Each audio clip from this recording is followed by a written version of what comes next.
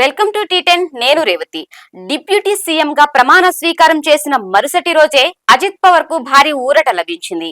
గతంలో సీజ్ చేసిన కోట్లు విలువైన బినామీ ఆస్తులను ఆదాయ పన్ను శాఖ తాజాగా క్లియర్ చేసింది. అజిత్ పవార్, అతని కుటుంబ సభ్యులు బినామీ ఆస్తులు కలిగి ఉన్నారనే ఆరోపణలను ఇన్కమ్ ట్యాక్స్ డిపార్ట్మెంట్ కు చెందిన బినామీ ఆస్తుల లావాదేవీల నిరోధక అప్పిలేట్ ట్రిబ్యునల్ కొట్టిపారేసింది. ఈ నేపథ్యంలో ఆయనకు ఊరట కల్పించింది. కాగా బినామీ ఆస్తులు కలిగి ఉన్నారనే ఆరోపణలపై 2021 అక్టోబర్ 7న అజిత్ పవార్ కు చెందిన సుమారు 1000 కోట్ల ఆస్తులను ఆదాయ పన్ను శాఖ సీజ్ చేసిన విషయం తెలిసిందే. ముంబైలోని నారిమన్ పాయింట్ వద్ద ఉన్న నిర్మల్ టవర్ తో పాటు మొత్తం 5 ప్రాపర్టీలను ఐటీ శాఖకు అటాచ్ చేసింది.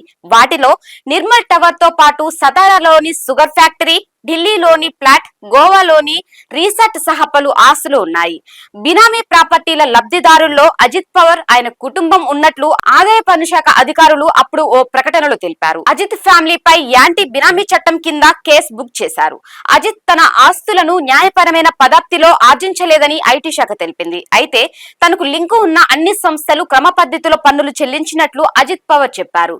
ప్రతి ఏడాది పన్నులు చెల్లిస్తామని, ఆర్థిక మంత్రి అయినప్పటి నుంచి ఆర్థిక క్రమశిక్షణ పాటిస్తున్నానని, తనతో లింక్ ఉన్న అన్ని కంపెనీలు పన్నులు చెల్లించినట్లు అజిత్ వెల్లడించారు. అయితే బీజేపీతో పొలిటికల్ కుస్తీ పడితే ఈడీ, ఇన్కమ్ ట్యాక్స్ లాంటి కేసులు ఒకటి తర్వాత ఒకటి వస్తాయని, మోడీతో దోస్తీ కడితే కేసులన్నీ మాయమైపోతాయని మేధావులు చేసే విమర్శ మరోసారి నిజమైంది. బీజేపీలో చేరినా, దోస్తీ కట్టినా మరకలు మాయమైపోతాయని, వాషింగ్ పౌడర్ నిర్మాలాగా నిగనిగ మెరిసిపోతారని మరోసారి రుజువైందని మాట్లాడుకుంటున్నారు బుద్ధిజీవులైన ప్రజలు. ప్రజలారా, విన్నారు కదా వార్త.